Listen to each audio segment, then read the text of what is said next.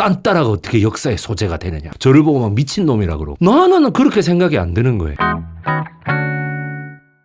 그러다 보니까 그 사람이 일본 가수 미소라 히바리 엔카의 여왕에게 그대로 그 기술을 전달하거든요. 그러니까 뭐 엔카나 저는 트로트나 비슷하게 발전했다고 저는 보고 있습니다. 그래서 그거를 핑계 삼아서 목포의 눈물을 박정희 대통령이 금지곡을 만들어버려요. 이거 일본풍이다.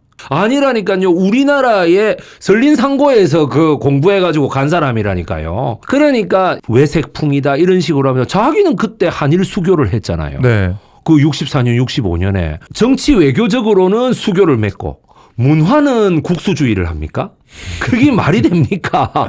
그러니까 사람들이 그때 당시에 그 금지곡을 부른다라고 하는 것이 뭘 의미할까요? 시사 팟캐스트를 의미하는 거예요. 정부는 통제하지만 국민들은 자기 돈 내가지고 자기가 틀어서 보고 듣고 있다라는 얘기입니다. 무슨 금지곡을 했다고 해서 그동안 팔았던 거 가택수색을 해갖고 전부 다 테이프하고 다 가져와서 뭐 불태우는 것도 아니고 그러면 어떻게 돼? 해적판이 엄청 돌아다니는 거예요. 다 듣고 있는 거죠. 예. 그러니까 목포의 눈물의 2절 가사가 300년 원한 깊은 노적봉이라는 그 가사가 바로 박정희 시절의 군사 독재, 그 다음에 일제 시대 때는 총독부가 딱 거슬렸던 거예요. 그러니까 이거 안 된다. 그렇게 됐던 것이죠. 그래서 노적봉이라고 하는 저것에 왜 300년 묵은 그거냐. 소위 말하는 하이도 농민운동 때문에 나오는 겁니다. 그래서 그러한 것을 봤을 때 대중가요라는 걸 갖고 그 역사를 보는 것이 얼마든지 가능합니다. 많은 분들이 이렇게 생각합니다. 제가 그 서울에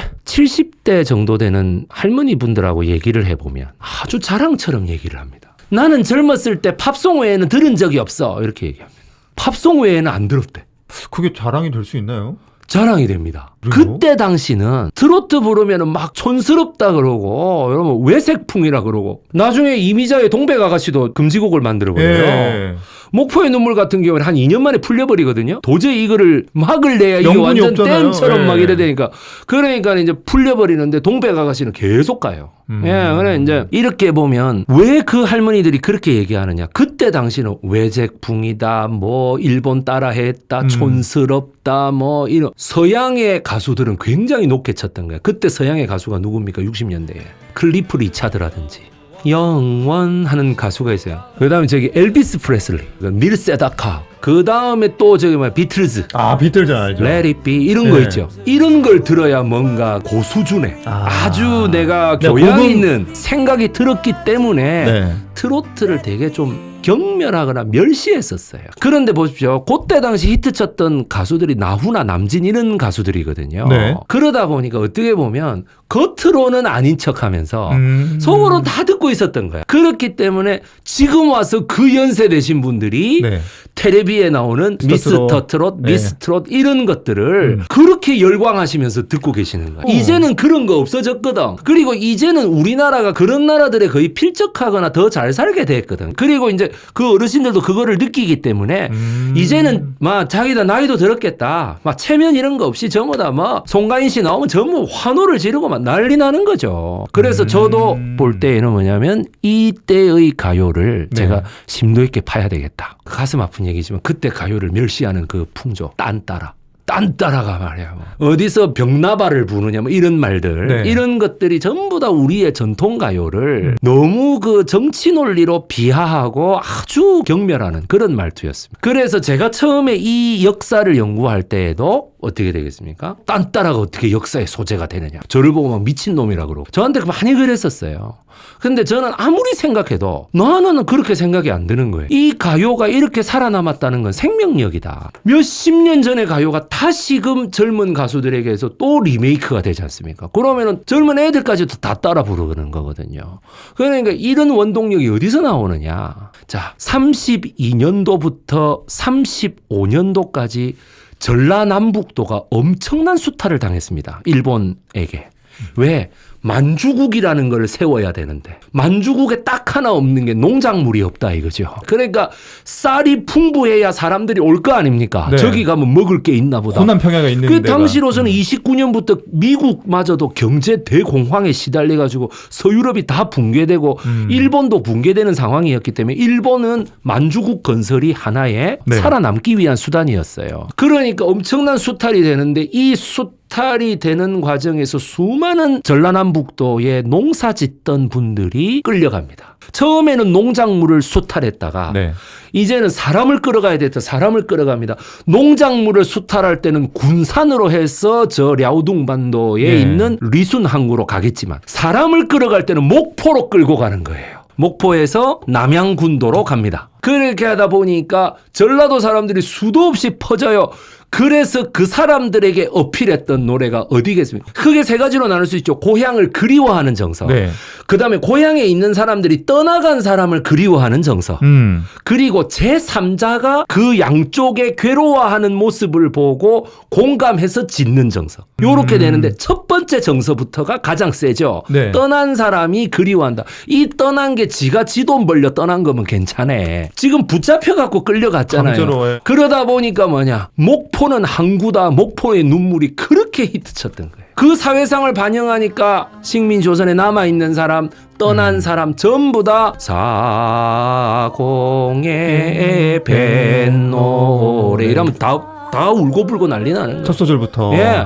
그 다음 가사도 기가 막히게 아른거리 이변 이라고 나오잖아요. 예. 그러니까 그리움에 사무쳐가지고. 오죽하면 정독부가 금지곡을 만들었겠어요. 이거만 하면 막 노동자들이 다 삽을 팽개치고 다 울고 짜바져요. 이거 웃잖아요 이거. 네. 그러니까 이거 왜 이러는 거야 도대체. 목포는 항구다. 목포는 항구다. 이러면 사람들이 다 울어. 똑딱선 운다 이러면 있잖아요. 이 똑딱선이라는 게 지가 타고 온 배예요. 원래는 없는 배였다고. 사공이 배 노를 젓는데 똑딱선이 어떻게 있습니까? 그렇죠. 똑딱선이라는 거는 전기기관처럼 뿌뿌하는 거 아닙니까? 네네. 그거니까 내가 끌려온 배 타는 거 아니에요. 그 똑딱선 하나에 예. 모든 감정이 이입이 되는 예. 거예요. 목포는 항구다만 목 놓아서 외치는 거야 계속. 그러니까 뭐냐면은 그때 당시에는 이런 정서를 다 알았어요. 그런데 지금 와서는 지금 젊은이들은 그 정서를 압니까? 우리가 지금 수탈당하고 뭐 끌려가고 이러나요? 자기 의사와 관계없이. 그러니까는 네. 그 사실도 사실 잘 모르는 사람도 많을 뿐더러 네. 그거를 여기에다가 투영해갖고 그렇게 해서 수많은 사람들이 돈 끄집어내고 했다고. 서울에 올라와 있는 호남 사람들도 마찬가지 아니겠습니까? 뭐 우리 삼촌이 끌려갔다고. 어디로 끌려갔냐. 내가 지금 찾아러 가야 된다. 그러니까 그때부터 느껴지는 꼭 호남 사람들뿐만 아니더라도 예, 영남 사람들도 그렇고 이 수많은 사람들이 국내 징용, 강제 징용에 그렇죠. 끌려가고 만주국 끌려가고 네. 일본 본토로 끌려가고 위안부로 끌려가고. 예, 그 성노예로 끌려가고 네. 이런 것들이 나타내는 정서가 여러 곡이 있는데 그중 하나가 바로 이난영의 목포의 눈물, 목포는 항구다. 두 개가 되겠고 굳이 여러분 하나 예. 더 있자 하면은 네. 고복수 씨가 불렀던 다양살이 몇 해든가 손꼽아 헤어보니 하는 노래가 바로 그겁니다. 자, 손꼽아 헤어보니 했죠. 그러면 한 2년 내지 3, 4년 지났다는 걸 알 수 있죠. 끌려간 직후에 뭐 어떻게 손꼽아 헤어 그렇죠. 몇 해든가 어떻게 이 가사가 나와요. 그러니까 한 37년 정도에 나오지 않았겠는가. 그러니까 OK 레코드나 RCA 빅타 레코드에서 이 가요를 언제 취입했는지가 많은 인터넷에 나올 거예요. 예. 36년 뭐 이러면서. 네네. 그런데 저는 그렇게 보지 않는 그거보다 조금 이 원곡이 앞에 나왔을 것이다라고 제가 보는 거죠. 왜냐하면 이 사람들이 곡을 발표해도 지금같이 내 일 있으니까 서울 좀 갔다 올게 이런 때가 아니에요. 그렇죠. 그거 한번 가려면 이제 한 몇 년 정도가 걸렸을 것이다. 야, 이 내 노래를 받아주겠냐. 그러면 그 사람들이 가서 몇 년 지나가서 조심스럽게 내밀 거 아니에요. 그러면 그 중에서 한 100몇십 곡 중에 한 곡. 이거 괜찮은데? 이 괜찮은데라는 말이 뭔가 내놓으면 많이 팔릴 것 같다 이 말이죠. 이거 노래도 좋고 많이 팔릴 것 같다. 그 시대상을 잘 해놨다. 강제징용 당한 지 한 3, 4년 됐다. 요렇게 이제 보는 거예요. 야. 그게 타향이 부산에서 진주 가는 것도 타향입니다. 왜냐하면 그 가기 어려우니까요. 네. 전주에서 목포 내려오는 것도 타향입니다. 그만큼 미쯔비시, 미쯔이 이 일본의 재벌 기업들이 국내에도 저 마음대로 공장을 설치해가지고 엄청 국내 직용을 많이 시켰거든요. 그것도 다 타향살이에요. 그러니 요것들이 뭐냐면 나중에 60년대, 70년대 오면서 호남을 고향으로 두고 수도권 집중화 바람에 기차 타고 떠나온 호남 주민들에게도 많이 네. 불렸고 그 아들, 딸들에게도 우리 아버지가 술만 취하면 부르셨던 노래 이러면서 또 알게 되고 그러면서 계속 쭉 이어져 온 내용입니다. 아마 제가 좀 이 설명이 조금 어려우실 수는 있으나 마음을 비우고 이랬다면서 노래에 집중하시다 보면 내 개인이 그냥 음악이 좋아서 듣는다고 생각했는데 이 좋아하는 행위 자체 레코드판을 산 자체가 네. 바로 사회적 행동이었구나라고 하는 것이 아마 깨달으시면 될 것 같습니다. 선생님, 대단히 열정적인 설명 그리고 맛깔나는 설명 진심으로 감사드리고요. 다음 시간에 또 뵙겠습니다. 고맙습니다. 정말 감사합니다.